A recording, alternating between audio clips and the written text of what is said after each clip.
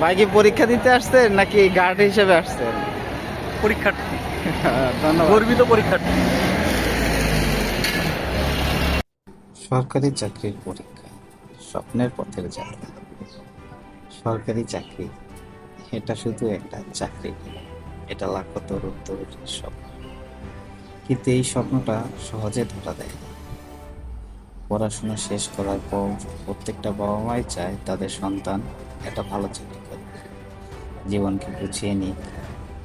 কিন্তু আমাদের সমাজের কাছে ভালো চাকরি মানেই শুধু সরকারি চাকরি। তারা ভাবে নিয়মিত বেতন থাকবে, পেনশন থাকবে, সম্মান থাকবে। যেটা বোঝে না সেটা হলো এই সরকারি চাকরির পেছনে লড়ছে হাজারো মানুষ। এই হাজারো মানুষকে পেছনে ফেলে চাকরির যোগ্যতা অর্জন করতে হবে।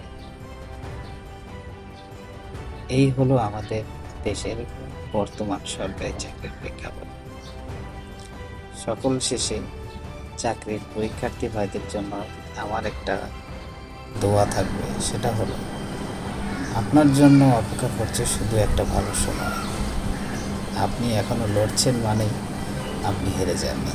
চেষ্টা চালিয়ে যান, ইনশাল্লাহ বিজয় হবে একদিন। আসসালামু আলাইকুম।